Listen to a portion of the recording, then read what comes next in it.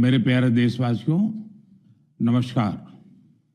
हमारे जीवन में कुछ तारीखें ऐसी होती हैं जिन्हें याद रखने के लिए कैलेंडर देखने की जरूरत नहीं पड़ती।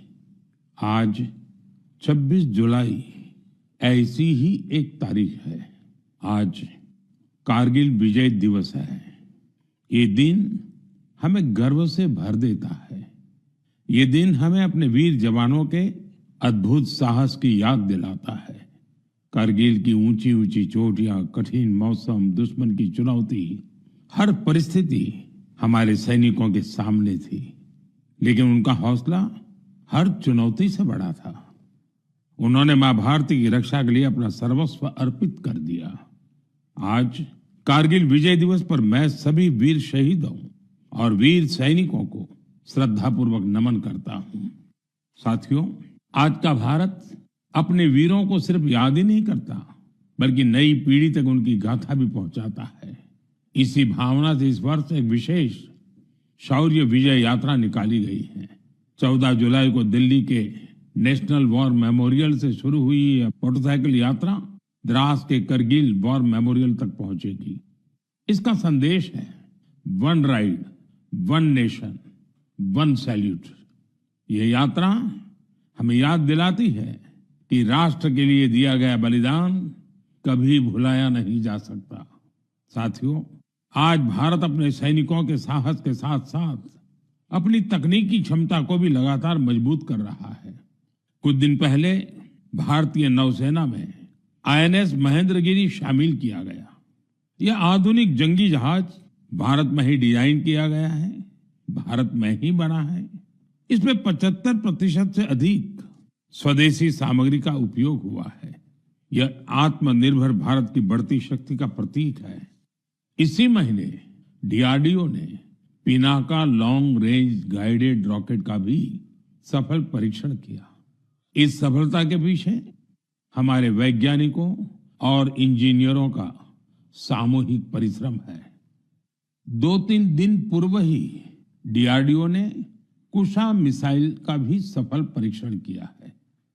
साथियों, आज रक्षा उत्पादन हो, रक्षा निर्यात हो या मित्र देशों के साथ राजनीतिक सहयोग, भारत लगातार नई ऊंचाइयों की ओर बढ़ रहा है। इस महीने की शुरुआत में मैं इंडोनेशिया में था, जहां ब्रह्मोस और अस्त्र मिसाइलों के लिए एक बड़ा समझौता हुआ है। दुनिया का भरोसा भारत के रक्षा उपकरणों और तकनीक पर बढ़ रहा है। आइए इस करगिल विजय दिवस पर हम अपने अमर शहीदों को नमन करें और एक सुरक्षित, सक्षम और आत्मनिर्भर भारत के निर्माण का अपना संकल्प और मजबूत करें। मेरे प्यारे देशवासियों, मन की बात के पिछले एपिसोड में मैंने आपसे कैच द रेन अभियान की चर्चा की थी। मैंने आग्रह किया था कि बारिश की हर बूंद को सहेजने के इस अभियान को जन आंदोलन बनाएं। कैच द रेन का संदेश बहुत सीधा है। जहां बारिश गिरे, जब बारिश गिरे, पानी को वहीं सहेजिए। इसलिए 4 जुलाई से देश भर में एक विशेष अभियान भी चलाया जा रहा है। इसके तहत बारिश के पानी के संचयन, ग्राउंड वाटर रिचार्ज, पुराने जल स्रोतों के पुनर्जीवन और वृक्षारोपण को नई गति दी जा रही है। मुझे बहुत खुशी है कि गांव हो या शहर, पंचायतें हो या सामाजिक संस्थाएं, हर जगह लोगों ने बढ़ चढ़कर भागीदारी की है। कहीं पुराने तालाबों से गाद निकाली जा रही है, कहीं कुआं और बावड़ियों को फिर से जीवन दिया जा रहा है। बंद पड़े बोरवेल अब ग्राउंड वाटर रिचार्ज का माध्यम बन रहे हैं। साथियों, मध्य प्रदेश के सीधी जिले में करीब 1,500 तालाब बनाए गए हैं। नरसिंहपुर में अमृत सरोवरों को संवारा गया है। महाराष्ट्र के नासिक में बड़ी मात्रा में पानी सहेजने की क्षमता विकसित हुई है। आंध्र प्रदेश के नंदयाल में सभी ग्राम पंचायतें इस अभियान से जुड़ी हैं और पुराने तालाबों को फिर से उपयोगी बनाया गया है। हमारे शहर भी पीछे नहीं है।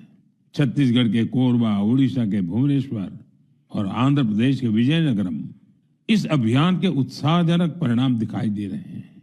आइए हम भी अपने आसपास किसी एक तालाब, कुएं या बावड़ी की जिम्मेदारी लें, पानी की हर बूंद बचाएं। आज बचाई गई हर बूंद आने वाली पीढ़ियों के भविष्य की सबसे बड़ी पूंजी है। मेरे प्यारे देशवासियों, कुछ ही दिन पहले ग्लासगो में कॉमनवेल्थ गेम्स शुरू हुए हैं। हर देशवासी भारतीय दल को निरंतर अपनी शुभकामनाएं दे रहा है। उनकी कामना है कि सभी खिलाड़ी और एथलीट बेहतरीन प्रदर्शन करें और लोगों का दिल भी जीतें। साथियों, हमारे युवाओं ने हाल के दिनों में स्पोर्ट्स में कई शानदार उपलब्धियां हासिल की हैं। पीवी सिंधु बैडमिंटन में जापान ओपन का खिताब जीतने वाली पहली भारतीय बन गई हैं। उनकी इस उपलब्धि पर पूरे देश को गर्व है। भारतीय महिला क्रिकेट टीम ने भी लंदन में लॉर्ड्स स्टेडियम में अपना पहला टेस्ट मैच जीता है। यह एक ऐतिहासिक जीत है। हमारी टीम ने 270 रनों के बड़े अंतर से यह मुकाबला जीता। लेकिन बात सिर्फ इतनी सी नहीं है। लॉर्ड्स के लंबे इतिहास में यह महिलाओं की टीम का पहला टेस्ट मैच था। 1983 में इसी मैदान पर भारत ने अपना पहला क्रिकेट विश्व कप जीता था। अब हमारी नारी शक्ति ने यहां देश का नाम रोशन किया है। साथियों, कुछ छोटे प्रयास ऐसे भी होते हैं जो बहुत मायने रखते हैं। मुझे केरलम में एर्नाकुलम के साउथ चित्तूर में स्पोर्ट्स के ऐसे ही एक प्रयास के बारे में पता चला है। वहां के एक स्कूल में संस्कृत क्लब है।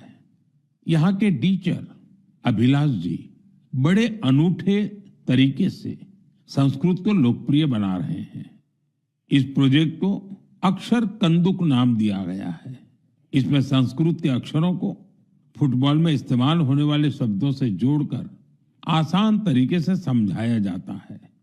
इससे सीखने में आनंद मिलता है, साथ ही खेलों से लोगों का जुड़ाव भी बढ़ता है। मेरे प्यारे देशवासियों, पिछले रविवार विक्रम-1 इसके सफल लॉन्च से हर देशवासी गौरव से भरा हुआ है। हम सभी भारतीय स्पेस सेक्टर के इस ऐतिहासिक क्षण के साक्षी बने। ये प्राइवेट सेक्टर द्वारा विकसित भारत का पहला रॉकेट है। हमारे युवा इनोवेटर्स ने वो कर दिखाया जिसकी कल्पना तक मुश्किल थी। उन्होंने गजब की स्किल, पैशन और पेशेंस दिखाया। लंबे समय तक हमारा स्पेस सेक्टर निजी क्षेत्र के लिए बंद रहा था। इस सेक्टर में रुचि रखने वाले काफी युवाओं को अपनी प्रतिभा दिखाने का अवसर नहीं मिल पा रहा था। युवा हित को देखते हुए हमने स्पेस सेक्टर को प्राइवेट सेक्टर के लिए खोला। आज इसका परिणाम दुनिया देख रही है। साथियों, हमारे युवा साथी साइंस में भी भारत का मस्तक ऊंचा कर रहे हैं। साइंस ओलंपियाड्स दुनिया के सबसे महत्वपूर्ण कंपटीशन में से एक है। इनमें बड़ी संख्या में स्टूडेंट्स हिस्सा लेते हैं। इस महीने फिजिक्स, केमिस्ट्री, बायोलॉजी और मैथमेटिक्स के ओलंपियाड हुए। इन कॉम्पिटिशन्स में भारतीय दल का प्रदर्शन शानदार रहा।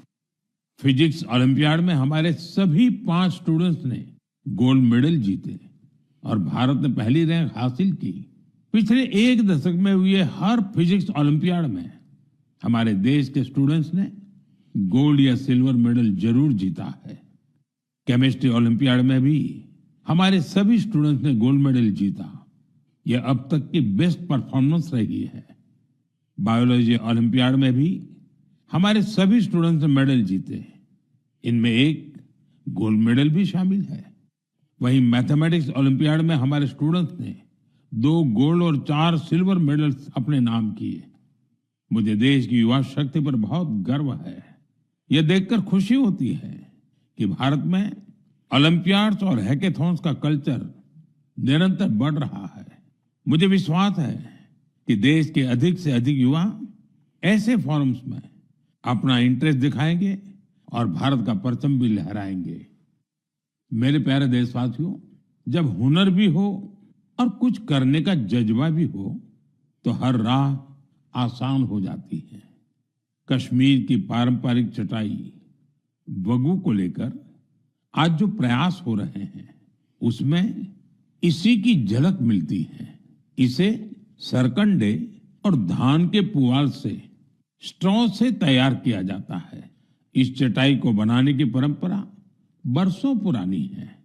इसके लिए सबसे पहले कश्मीर के दलदली इलाकों की घास और सरकंडे की कटाई की जाती है। धूप में सुखाने के बाद छटाई होती है और फिर शुरू होता है हाथों से बुनाई का काम। 2 कारीगरों को एक चटाई बनाने में करीब करीब 4 दिन लगते हैं। यह चटाई अनूठी भी है और इको फ्रेंडली भी है। एक बड़ी खासियत यह है कि आपको गर्मियों में इससे ठंडक मिलेगी और सर्दियों में गर्माहट। पहले यह कश्मीर के हर घर में दिखती थी, लेकिन पिछले कुछ वर्षों में इसका उपयोग कम होने लगा था।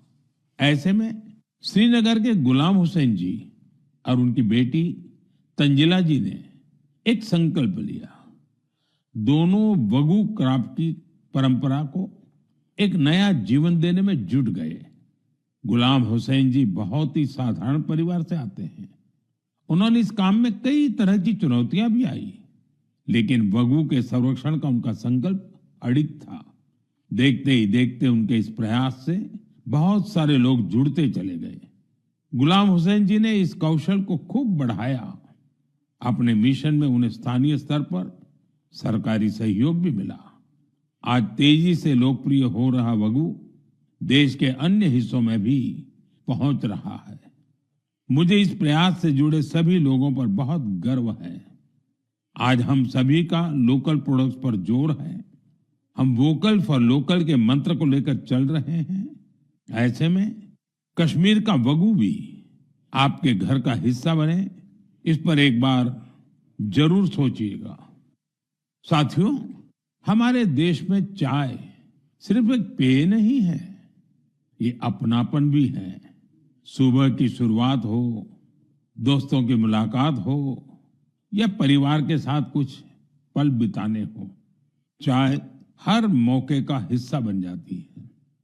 वैसे तो आप भी भली भांति जानते हैं मेरा चाय से रिश्ता क्या है, लेकिन आज मैं जिस चाय की चर्चा कर रहा हूं उसने सिर्फ स्वाद ही नहीं दिया, बल्कि अनेक बहनों के जीवन में आत्मनिर्भरता की नई खुशबू भी घोल दी है।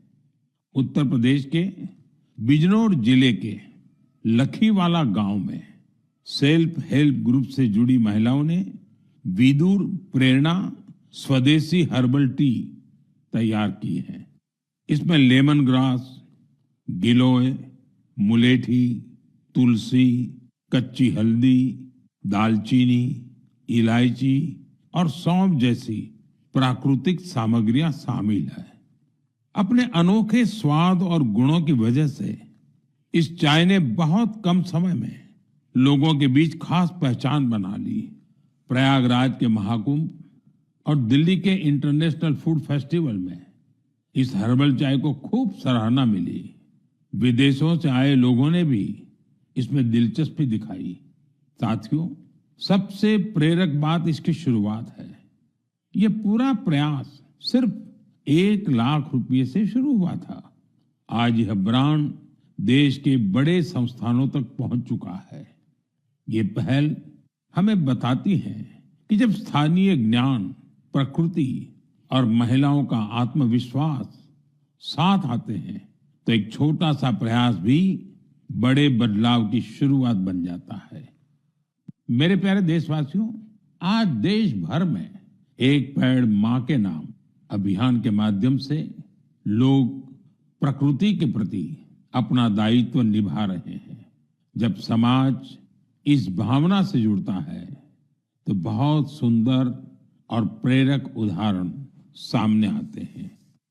साथियों, अहमदाबाद में जन भागीदारी की अद्भुत शक्ति दिखाई दी है। भाड़ज क्षेत्र में 1 घंटे के भीतर 3.5 लाख से अधिक पौधे रोपे गए। इसमें 25,000 से अधिक लोग जुटे। स्कूली बच्चे, एनसीसी कैडेट्स, स्वयंसेवक और आम नागरिक सभी ने इस अभियान में हिस्सा लिया। आने वाले वर्षों में यही पौधे एक घने शहरी वन का रूप लेंगे। इस प्रयास को Guinness book of world record में दर्ज किया गया है। साथियों, एक पेड़ मां के नाम अभियान के तहत यूपी में भी जन शक्ति का अद्भुत संकल्प देखने को मिला है। वहां एक ही दिन में 12 जुलाई को 35 करोड़ से अधिक पौधे लगाए गए हैं। यूपी का सांसद होने के नाते मेरे लिए ये भी विशेष गर्व की बात है। मेरे प्यारे देशवासियों, पेड़ केवल मनुष्यों के लिए नहीं होते, वे अनगिनत जीवों के घर भी होते हैं। गुजरात के गीर के जंगलों में करीब 60 वर्षों बाद इंडियन ग्रे हॉर्नबिल फिर से बसेरा बना रहा है। ये गीर में बरसों से हो रहे संरक्षण और पुनर्स्थापन के प्रयासों का परिणाम है। हॉर्नबिल को जंगलों का किसान कहा जाता है। ये फल खाते हैं और बीजों को दूर दूर तक पहुंचाते हैं। उन्हीं बीजों से जंगल में नए पेड़ उगते हैं। इस तरह एक पक्षी जंगल को फिर से हरा भरा बनाने में मदद करता है। मैं आप सभी से कहूंगा, हम सभी अपने जीवन के किसी विशेष अवसर को प्रकृति से जरूर जोड़ें। एक पेड़ मां के नाम लगाएं। आज का लगाया एक छोटा सा पौधा आने वाली पीढ़ियों के लिए हरियाली, स्वच्छ हवा और सुंदर भविष्य की विरासत बन सकता है। मेरे प्यारे देशवासियों, हम सभी जानते हैं कि आज प्लास्टिक प्रदूषण पूरी दुनिया के पर्यावरण के लिए बड़ी चुनौती बना हुआ है। सिंगल यूज प्लास्टिक का कचरा कई वर्षों तक प्रकृति को नुकसान पहुंचाता रहता है। इसलिए प्लास्टिक का सही निस्तारण बहुत जरूरी है। साथियों, बिहार के सीतामढ़ी में वेस्ट टू वेल्थ का शानदार उदाहरण सामने आया है। यहाँ कचरे की रिसाइकलिंग कर उससे आकर्षक बेंच बनाई जा रही है। एक बेंच तैयार होने में करीब 40 किलो सिंगल यूज प्लास्टिक खप जाती है। यह मजबूत, टिकाऊ और आरामदायक होने के साथ साथ इको फ्रेंडली भी होती है। इसे सरकारी स्कूलों, पार्कों और सार्वजनिक स्थलों पर लगाया जाता है। इसके जरिए लोगों में पर्यावरण संरक्षण को लेकर जागरूकता भी बढ़ रही है। इस प्रयास में स्थानीय इकाई के साथ ही जिला प्रशासन की महत्वपूर्ण भूमिका है। इससे स्थानीय स्तर पर रोजगार के अवसर भी पैदा हो रहे हैं। सीतामढ़ी का यह प्रयास हमें बताता है कि रिड्यूस, रीयूज और रिसाइकल आज केवल एक नारा नहीं, बल्कि हमारे जीवन का हिस्सा बनता जा रहा है। साथियों, आपको याद होगा, पिछली बार मन की बात में मैंने गणेश उत्सव की बात की थी। मैंने आग्रह किया था कि हमें अपने देश की मिट्टी से ही बने गणेश जी की पूजा करनी चाहिए। जो पीओपी से बने गणेश जी होते हैं या विदेश से आई गणेश जी की प्रतिमा होती है, उसके बजाय हमें देश की मिट्टी से बने गणेश जी को घर में स्थापित करना चाहिए। इस विषय पर अनेक लोगों ने मुझे संदेश भेजा है और अपने विचार रखे हैं। लोगों ने बताया कि उन्होंने मेरे आग्रह को अपनाया है। उन्होंने स्थानीय मिट्टी से तैयार होने वाले गणेश जी को स्थापित करने का संकल्प लिया है।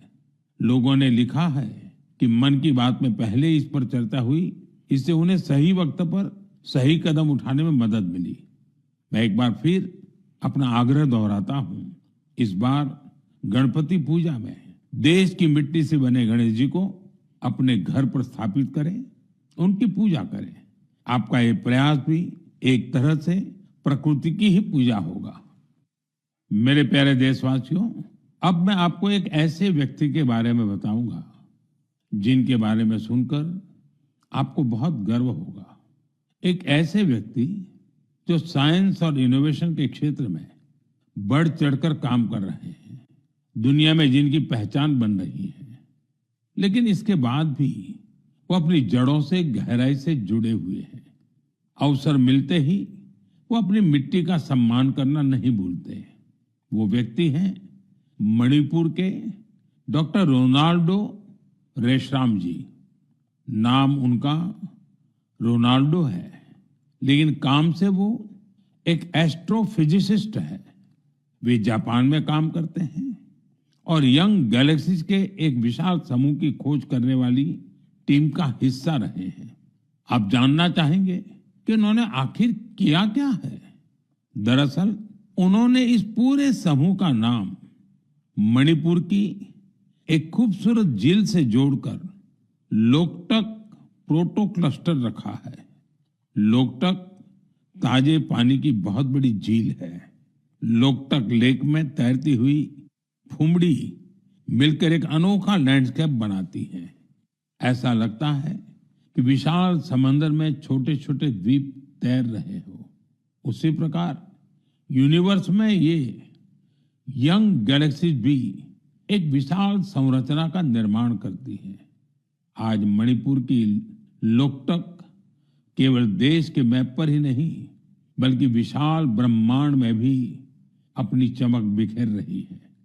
यह उपलब्धि हर भारतीय का गौरव बढ़ाने वाली है।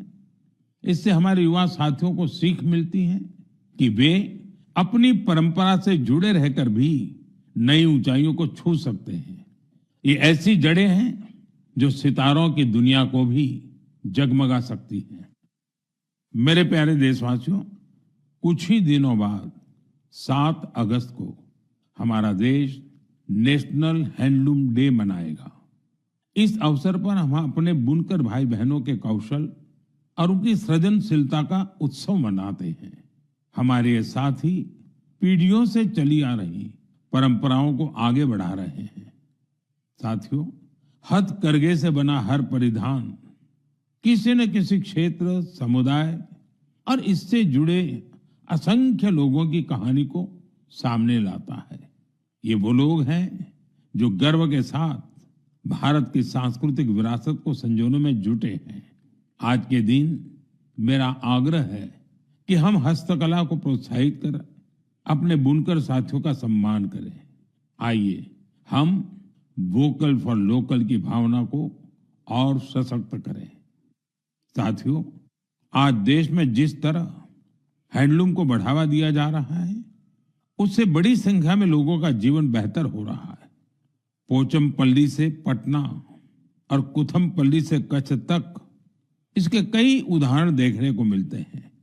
आज ऐसे कई लोग और समूह हैं जो हैंडलूम की हमारी गौरवशाली परंपरा को नई ऊर्जा और पहचान दे रहे हैं। कोई पोचमपल्ली इकत की सुंदर परंपरा को आगे बढ़ा रहा है, तो कोई महिला बुनकरों को जोड़कर वूल प्रोडक्ट्स बना रहा है। कुछ लोग केरलम की पारंपरिक कसाऊ कला को संरक्षित कर रहे हैं। इससे हमारी माताओं बहनों को रोजगार भी मिल रहा है।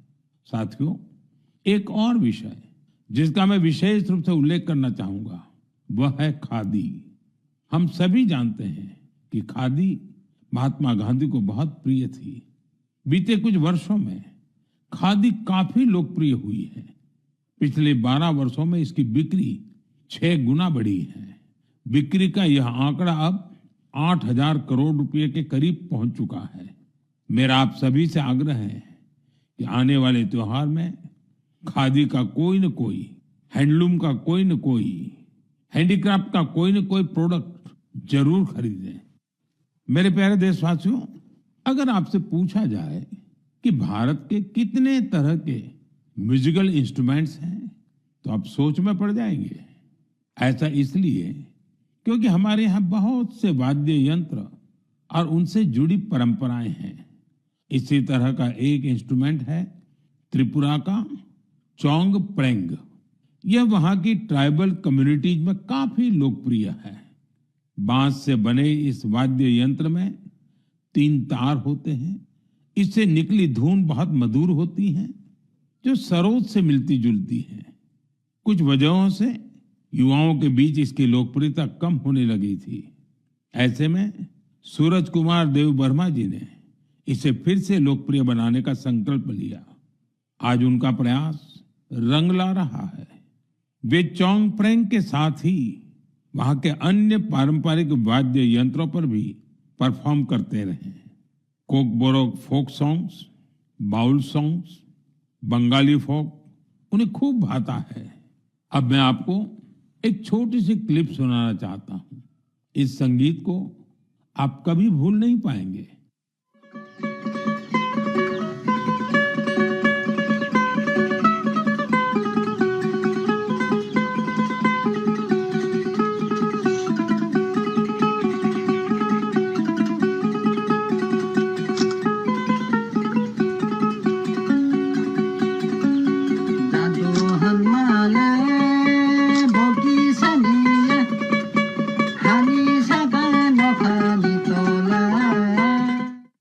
साथियों, मुझे विश्वास है इसे सुनकर आपके मन को बहुत अच्छा लगा होगा। मुझे देव वर्मा जी पर बहुत गर्व है। पारंपरिक संगीत को लोकप्रिय बनाने का उनका प्रयास बहुत ही सराहनीय है। मेरा आग्रह है कि आप भी अपने आसपास के पारंपरिक वाद्य यंत्र की जानकारी सोशल मीडिया पर जरूर शेयर करें। आपकी यह कोशिश दूसरों को भी पारंपरिक भारतीय संगीत से जरूर जोड़ेगी। मेरे प्यारे देशवासियों, कल 27 जुलाई को भारत रत्न डॉक्टर एपीजे अब्दुल कलाम जी की पुण्यतिथि है। डॉक्टर कलाम के व्यक्तित्व में कई प्रेरक रूप थे, लेकिन उनके हृदय के सबसे करीब एक शिक्षक की भूमिका थी। वे बच्चों और युवाओं को बड़े सपने देखने के लिए प्रेरित करते थे। संयोग से इसी हफ्ते हम गुरु पूर्णिमा का पावन पर्व मनाएंगे। हमारे माता पिता हमारे पहले गुरु होते हैं। स्कूल के शिक्षक हमें अक्षर ज्ञान देते हैं। गुरु पूर्णिमा ऐसे सभी गुरुओं के प्रति कृतज्ञता जताने का अवसर है। मैं देश के सभी शिक्षकों और गुरुजनों को श्रद्धापूर्वक प्रणाम करता हूं। साथियों, कुछ ही सप्ताह बाद हम अपनी स्वतंत्रता का महापर्व भी मनाएंगे। 15 अगस्त हर भारतीय के लिए गर्व का दिन है। ये उन असंख्य वीरों को याद करने का दिन है जिन्होंने भारत माता की स्वतंत्रता के लिए अपना सब कुछ समर्पित कर दिया। उनके त्याग और तपस्या की वजह से आज हमारे हाथ में तिरंगा है। इस तिरंगे में हमारे संविधान के आदर्श हैं। साथियों, पिछले कुछ वर्षों में हर घर तिरंगा अभियान ने पूरे देश को एक अद्भुत भावना से जोड़ा है। हर घर, हर गली में तिरंगे का उत्सव दिखाई देता है। इस वर्ष भी हमें हर घर तिरंगा अभियान को पूरे उत्साह के साथ आगे बढ़ाना है। अपने घर पर पूरे सम्मान के साथ तिरंगा फहराना है। साथियों, हर वर्ष 15 अगस्त से पहले आप मुझे बहुत से विचार और सुझाव भेजते हैं। इस वर्ष भी आप अपने विचार माईगॉव पर जरूर साझा कीजिए। मुझे आपके सुझावों का इंतजार है। साथियों, मन की बात में आज इतना ही। अगले महीने हम फिर मिलेंगे देशवासियों की अनेक नई उपलब्धियां और प्रेरक प्रयासों के साथ। तब तक के लिए मुझे अनुमति दीजिए।